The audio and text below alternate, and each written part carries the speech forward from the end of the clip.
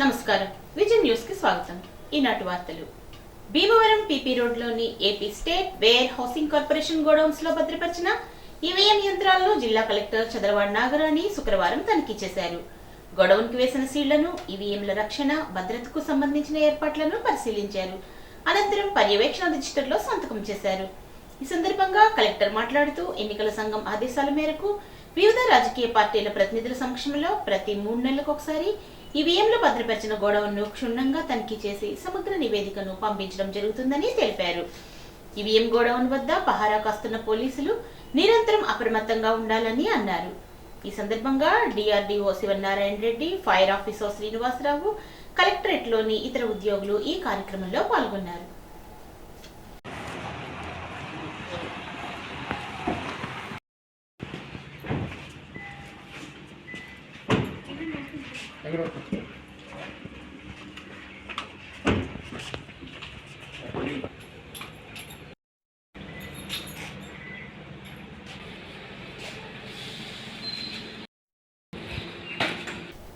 అంగీకార్ 2025 ప్రచార అవగాహన కార్యక్రమాన్ని జిల్లా అంతటా విస్తృతంగా నిర్వహించాలని జిల్లా గృహ నిర్మాణ శాఖ అధికారి జి.పి. చేయ తెలిపారు. ప్రధానమంత్రి ఆవాస్ యోజన అర్బన్ 2.0లో భాగంగా అంగీకార్ 2025 ప్రచార కరపత్రాన్ని హౌసింగ్ జిల్లా అధికారి పి. చేయ చేతుల మీదుగా ఆవిష్కరించారు. ఈ సందర్భంగా ఆయన మాట్లాడుతూ PMAY అర్బన్ 2.0 పథకం ప్రారంభించి 1 సంవత్సరం పూర్తయిన సందర్భంగా PMAY దివస్ ను ఘనంగా నిర్వహిస్తున్నామని, కేంద్ర రాష్ట్ర ప్రభుత్వాలు కలిసి సెప్టెంబర్, అక్టోబర్ నెలలను హౌసింగ్ నెలలుగా జరుపుకుంటున్నాయని అన్నారు. ఈ 2 నెలల కాలంలో అంగీకార్ 2025 ప్రచార అవగాహన కార్యక్రమం విస్తృతంగా జరగాలని, మేళా షహరీ కార్యక్రమం 2 దశల్లో నిర్వహించడం జరుగుతుందని అన్నారు. మొదటి దశ సెప్టెంబర్ 17 నుండి సెప్టెంబర్ 27 వరకు, రెండవ దశలో సెప్టెంబర్ 18 నుండి అక్టోబర్ 31 వరకు నిర్వహిస్తామని తెలిపారు. ప్రచార రథంలో PMAY అర్బన్ 2.0 పథకం లబ్ధిదారులకు పథకం ప్రయోజనాలను తెలియచేయడం, PM సూర్య ఘర్ ముఫ్త్ బిజ్లీ యోజన ఉచిత విద్యుత్ పథకం ప్రయోజనాలను వివరించడం, కొత్తగా నిర్మించబడిన ఇళ్లలో గృహ ప్రవేశాలు నిర్మించడం జరుగుతుందని అన్నారు. ఈ కార్యక్రమంలో గృహ నిర్మాణ శాఖ సిబ్బంది తదితరులు పాల్గొన్నారు. శుక్రవారం కలెక్టరేట్లోని వశిష్ఠ సమావేశ మందిరంలో ఎక్సైజ్ శాఖ ప్రగతిపై ఎక్సైజ్ సర్కిల్స్ వారీగా సంబంధిత అధికారులతో జిల్లా కలెక్టర్ చదలవాడ నాగరాణి సమీక్షించారు. నిర్దేశించిన లక్ష్య సాధనకు కృషి చేయాలని, మద్యం డిపోల నుండి ప్రతి లిక్కర్ షాపుకు మద్యం సరఫరా, అమ్మకాల వివరాలను పరిశీలించారని, లిక్కర్ షాపుల యజమానుల ఆర్డర్ ప్రకారం డిపోల నుండి మద్యం సకాలంలో సరఫరా అవుతుంది లేనిది పర్యవేక్షించాలని అన్నారు. మద్యం షాపుల వద్ద సింగిల్ యూజ్డ్ ప్లాస్టిక్ వినియోగాన్ని, వాటర్ ప్యాకెట్లను 100% నిషేధించాలని అన్నారు. భీమవరం పట్టణ సుందరీకరణలో భాగంగా వివిధ అభివృద్ధి, నిర్మాణ కార్యక్రమాలు జరుగుతున్నాయని, భీమవరాన్ని ఒక డిగ్నిఫైడ్ పట్టణంగా తీర్చిదిద్దడానికి కృషి చేస్తున్నామని అన్నారు. దీనివల్ల మేము చాలా వరకు ప్లాస్టిక్ నిషేధించడం జరిగింది. డిస్పోజబుల్ మన కలెక్టరేట్లో కూడా వాడట్లేదు. చాలా చోట్ల యూజ్ ప్లాస్టిక్ గ్లాసెస్ పెట్టుకుని వాడుకోవచ్చు. వాటర్కి instead of water packet something else they can use and ensure that they maintain cleanliness around this wine shops and public shops. అంతా కూడా చాలా కష్టపడుతున్నారు మనం క్లీన్లీనెస్ మెయింటైన్ చేయడానికి. ఇప్పుడు ఇందులో 193 పర్మిట్ షాప్స్కి అందరూ కూడా ఈ లైసెన్స్ ఫీజు కట్టేశారు. ఇలాంటి మధ్యలో ఈ బర్గర్స్ అది ఈ చూడ లేకుండా చూసుకోండి అంటాను. ఇప్పుడు పర్మిట్ రూమ్స్ కూడా వచ్చినాయి కాబట్టి అంటే సేల్స్ ఎలా ఉన్నాయనేది షాప్స్ నుంచి మీకు డే వైజ్ తెప్పించుకుంటారు. రిసెర్చ్ చూస్తే ఎట్లా తెప్పిస్తారు, డే వైజ్ తెప్పించుకుంటారు కదా. డే వైజ్ తెప్పించండి, చాలా మైన్యూట్గా వాంట్ చేయండి. Put all your staff on this job and improve చేయండి. చాలా మంచి ఇంప్రూవ్మెంట్ రావాలి. నెక్స్ట్ టైంకి మీరు వీక్లీ పంపిస్తారు. నెక్స్ట్ మంత్ మీరు హ్యావ్ మీటింగ్.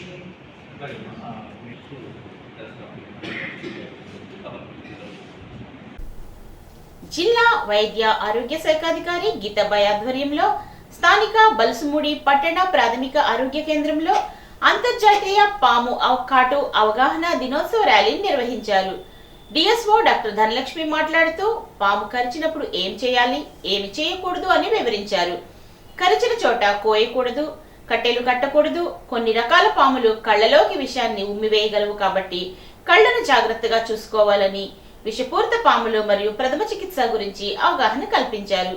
ఈ కార్యక్రమంలో జిల్లా ఎపిడెమియాలజిస్ట్ గాతల సుభాష్, బల్సమూడి మెడికల్ ఆఫీసర్ కృష్ణదుర్గ, ఇతర ఆరోగ్య సిబ్బంది పాల్గొన్నారు.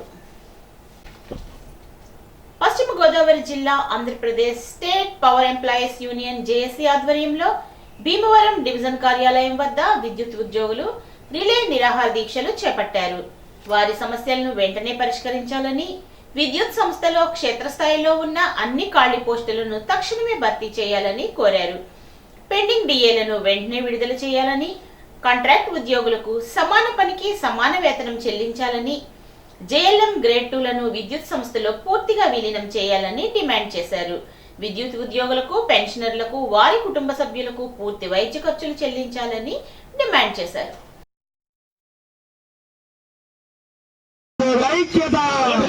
విద్యుత్ ఉద్యోగుల కార్మికుల ఐక్యత, విద్యుత్ ఉద్యోగుల కార్మికుల ఐక్యత, జిందాబాద్ జిందాబాద్ జిందాబాద్ జిందాబాద్ జిందాబాద్ జిందాబాద్.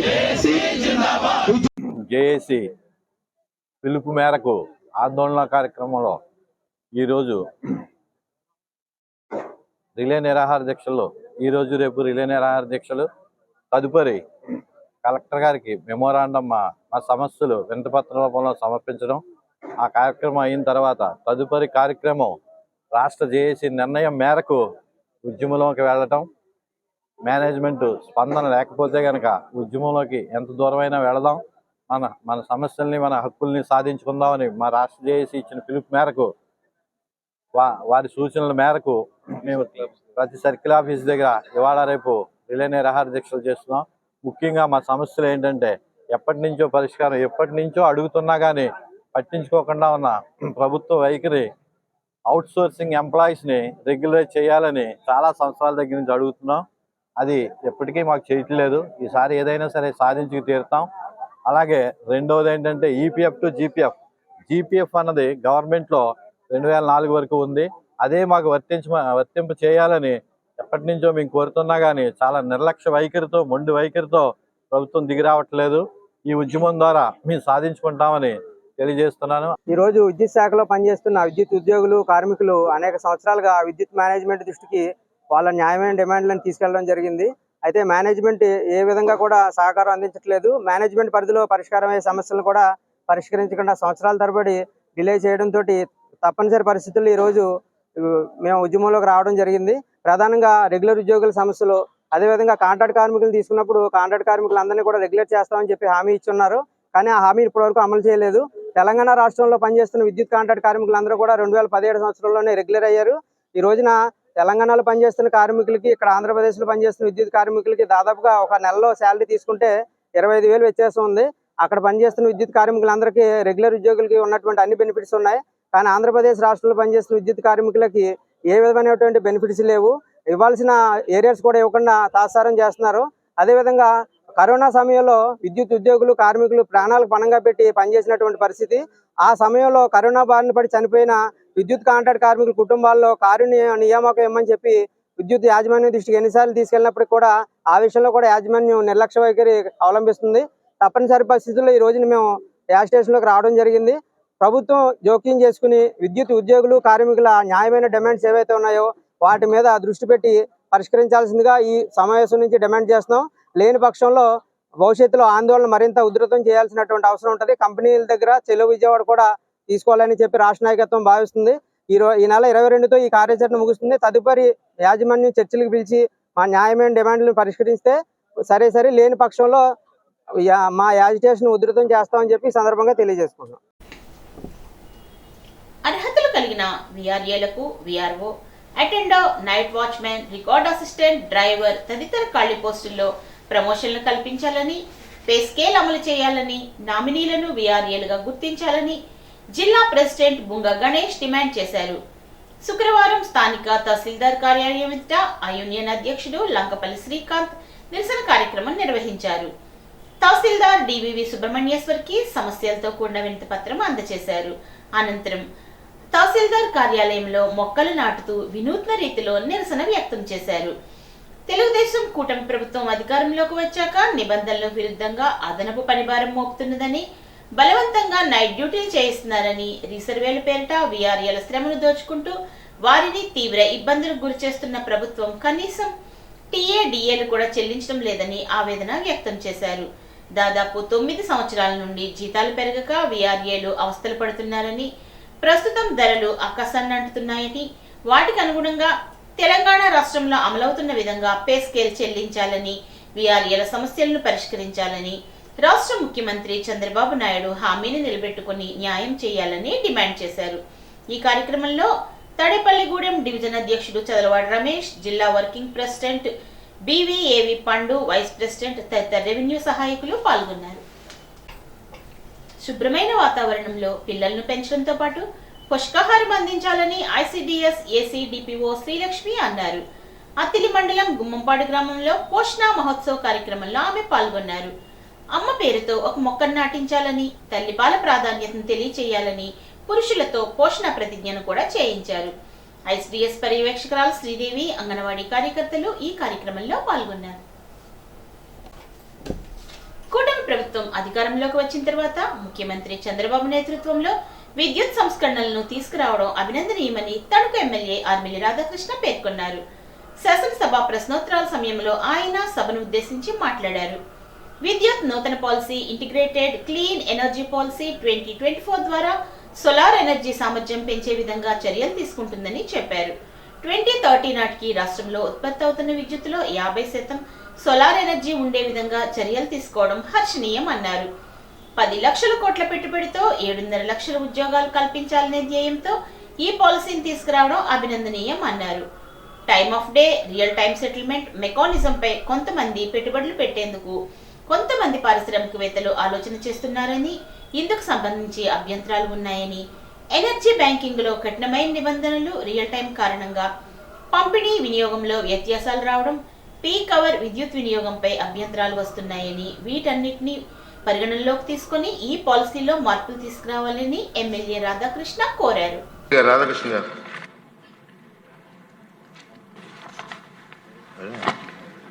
ధన్యవాదాలు అధ్యక్ష. ఈరోజు ముఖ్యంగా మనకి ఆంధ్రప్రదేశ్ రాష్ట్రంలో విద్యుత్ సంస్కరణలు తీసుకురావడంలో మన గౌరవ ముఖ్యమంత్రి శ్రీ నారా చంద్రబాబు నాయుడు గారు అనేక సంస్కరణలు తీసుకొచ్చి రాష్ట్రంలో గతంలో ముఖ్యమంత్రిగా చేసినప్పుడు విద్యుత్ లోటు లేకుండా చేయడం జరిగింది. అదేవిధంగా ఈరోజు కొత్త నూతన పాలసీ ద్వారా ఇంటిగ్రేటెడ్ క్లీన్ ఎనర్జీ పాలసీ 2024 ద్వారా ఈరోజు సోలార్ ఎనర్జీని కూడా కెపాసిటీని పెంచే విధంగా రాష్ట్రంలో ఉత్పత్తి అవుతున్నటువంటి విద్యుత్ సామర్థ్యంలో 50% 2030 కల్లా ఈ సోలార్ ఎనర్జీ, గ్రీన్ ఎనర్జీ ఉండే విధంగా ప్రభుత్వం చర్యలు తీసుకోవడం చాలా సంతోషం అధ్యక్ష. అదేవిధంగా 10 లక్షల కోట్ల పెట్టుబడులతో 7.5 లక్షల ఉద్యోగాలు కూడా కల్పించాలనే ధ్యేయంతో ఈ పాలసీని తీసుకురావటం అందరూ కూడా హర్షిస్తున్నారు అధ్యక్ష. ముఖ్యంగా ఈ పాలసీలో కొన్ని ఇండస్ట్రీ ఎక్స్పర్ట్స్ కొన్ని కన్సర్న్స్ రేజ్ చేయడంలో ముఖ్యంగా దానికి సంబంధించి గ్రీన్ ఎనర్జీ ఓపెన్ యాక్సెస్ రెగ్యులేషన్కి సంబంధించి time of day and real time settlement mechanism మీద కొంతమంది పెట్టుబడులు ఎవరైతే పెట్టడానికి ఆలోచన చేస్తున్నారో వాళ్ళకు కొన్ని అభ్యంతరాలు వ్యక్తం చేస్తున్నారు అధ్యక్ష. ఇందులో ముఖ్యంగా ఈ ఎనర్జీ బ్యాంకింగ్లో రెస్ట్రిక్టివ్గా ఉండటం కానీ, అదేవిధంగా రియల్ టైం వలన మిస్ మ్యాచ్ జనరేషన్లో కానీ కన్జంప్షన్లో కానీ మిస్ మ్యాచ్ రావటం కానీ, అలాగే imposition of peak hour consumption మీద కానీ కొన్ని అభ్యంతరాలు వ్యక్తమవుతున్నాయి అధ్యక్ష. దీనివలన వారు పెట్టుబడులకి ఫైనాన్షియల్ వైబిలిటీకి రావడానికి కొన్ని ఇబ్బందులు ఉంటాయనేది వారి అభ్యంతరాలు అధ్యక్ష. దీని మీద ఇవన్నీ కూడా పరిగణలోకి తీసుకుని ఇండస్ట్రీకి ఉపయోగపడే విధంగా ఈ పాలసీలో ఏదైనా అమెండ్మెంట్స్ చేసుకోవాలనుకుంటే ప్రభుత్వం కూడా దీన్ని పరిగణలోకి తీసుకోవాలని మీ ద్వారా మంత్రి గారికి తెలియజేసుకుంటున్నాను అధ్యక్ష. ధన్యవాదాలు. శుక్రవారం మండలంలోని కేఎస్ గట్టు సచివాలయం నందు పోషణ మహాబాగ్ కార్యక్రమంలో భాగంగా అమ్మ పేరుతో ఒక మొక్కను నాటారు. పురుషులతో పోషణ ప్రతిజ్ఞను చేయించారు. తల్లిపాల ప్రాధాన్యత, స్వచ్ఛమైన వాతావరణం, పిల్లలకు తగిన పోషణ అంశాలపై వివరణ ఇచ్చారు. ప్రాథమిక ఆరోగ్య కేంద్రం పరిధిలో గల స్వస్థ్ నారీ స్వశక్త్ పరివార్ అభియాన్ కార్యక్రమం నిర్వహించారు. ఈ సందర్భంగా డాక్టర్ నాగరాజ్ మాట్లాడుతూ మహిళలను, కిషోర బాలికలను, గర్భవంతులను, బాలింతలను ఉద్దేశించి మహిళలకు గుండె జబ్బులు, మధుమేహం, నోటి క్యాన్సర్, రొమ్ము క్యాన్సర్, గర్భాశయ ముఖద్వార క్యాన్సర్ గూర్చి, బహిష్ట సమయంలో తీసుకోవాల్సిన జాగ్రత్తలను గూర్చి, పరిసరాల పరిశుభ్రతను గూర్చి తెలియజేశారు.